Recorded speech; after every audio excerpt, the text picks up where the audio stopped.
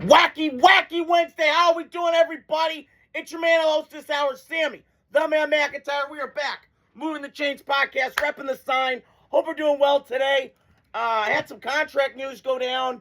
Denzel Ward, Brian O'Neill for the Vikings, Jalen Carter getting this massive deal. We're getting to that time, folks. We're getting to that time. Vita Vea wanting to trade. I'll dive into that in a couple days. I got to kind of see what's going on. Your boy, the Raiders might get him. I don't know. Spy Tech, make that move. But we shall see. But I wanted to start Denzel Ward off the top. And then today I also want to dive into my NFC North predictions because I've been going down the divisions. We did the AFC the last couple of times. Now I'm diving into the NFC. So first to start, Denzel Ward, very, very good player for the Browns. One of the better corners in football.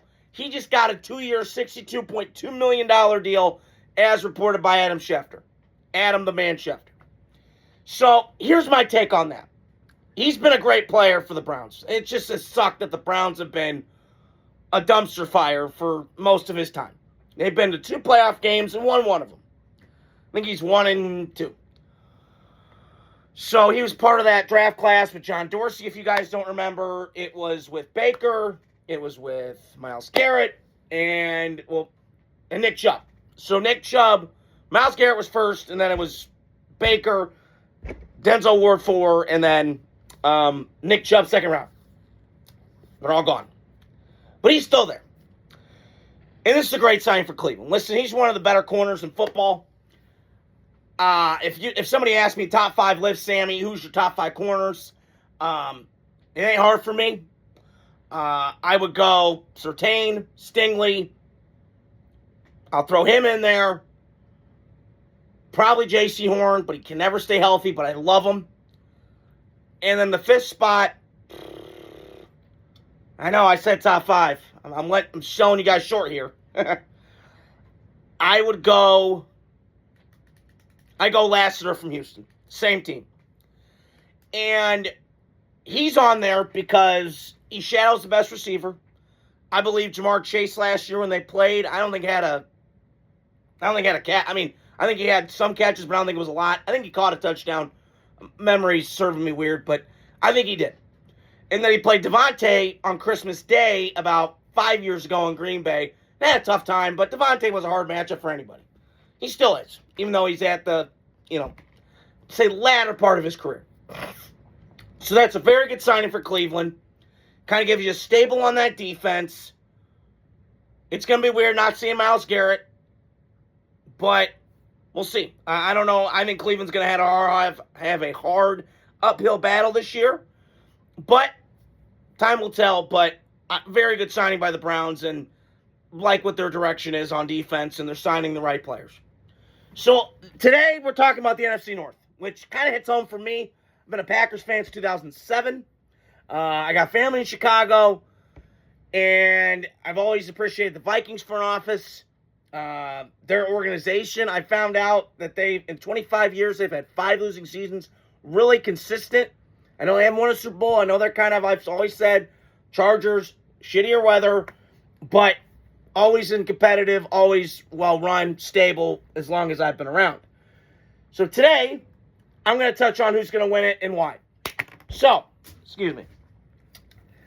I'm going to go, first spot, I'm going to go Derek Solomon and Mike Kesnick's Detroit Lions. Looking at you guys, my 2 biggest Lion fans out there. I think they're going to bounce back. I really think the Drew Petzing hire from Arizona to Detroit, I think it's going to fit.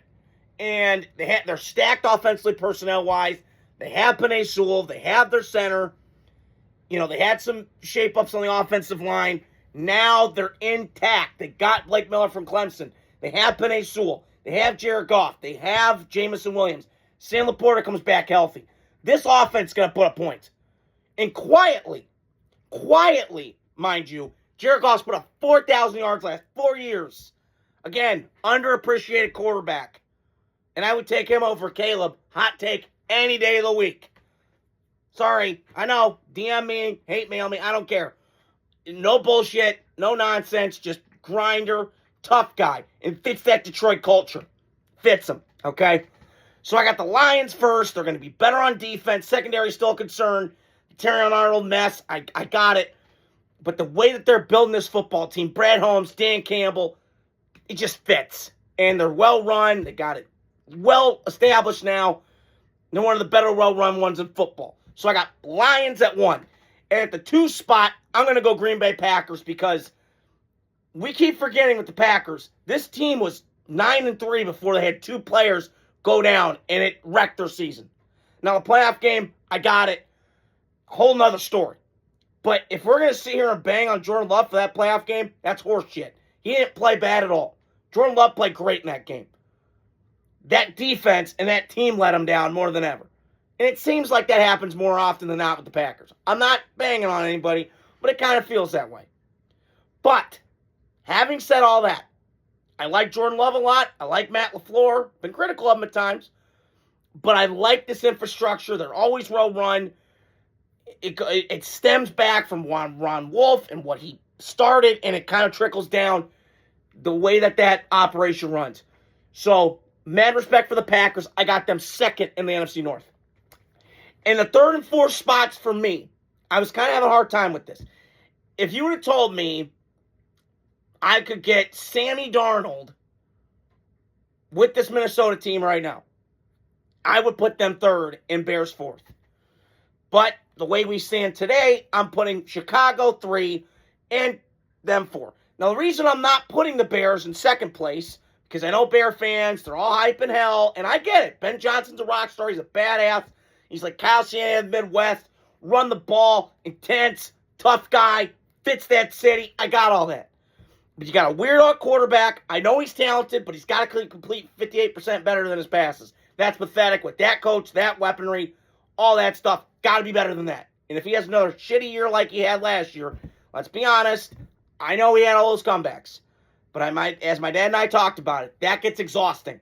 The Raiders had this for a year. It was white-knuckle thrillers all the time. At some point, you got to play a complete game. Okay? It's on. I get it. Edge of your seat. I got it. But it just wears on you as a fan. So, I just have a hard time with the Bears. And the other thing is, are they better defensively? Because you can't keep winning the turnover battle year in, year out. That's just hard to replicate year in, year out.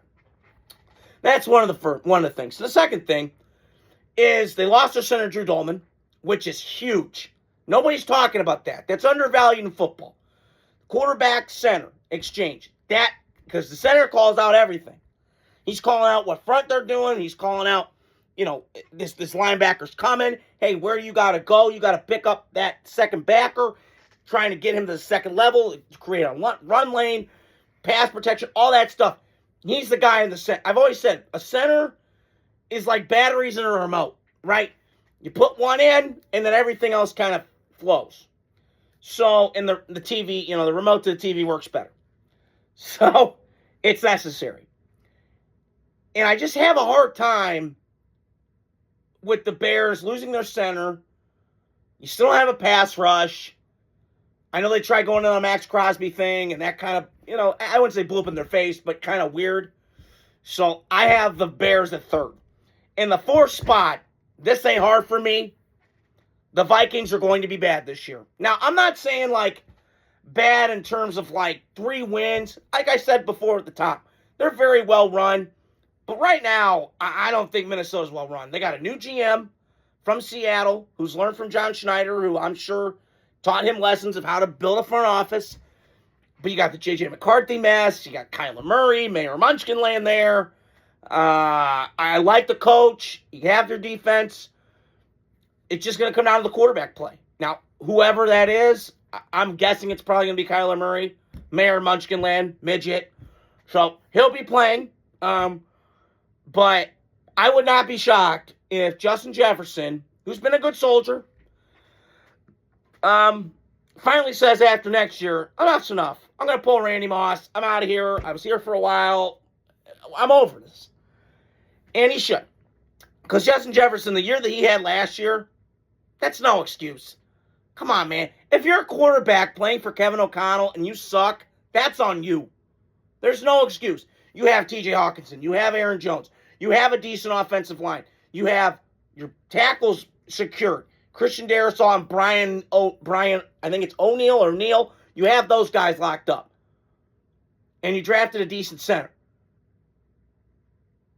Okay? So you have all your pieces in place. And you have the weapons. Addison. Addison and Jefferson. You have everything. But it's up to you to make the trigger man make that thing operate.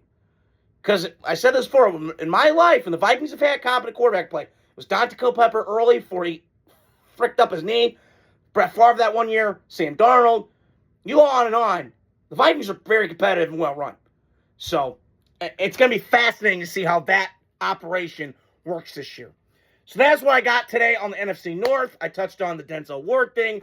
Hope you guys are doing well. Wacky Wednesday. Stay tuned. Love you guys. Don't forget to hit that smash and like button on my podcast. Appreciate it. Hope you guys are doing well. Adios. Godspeed.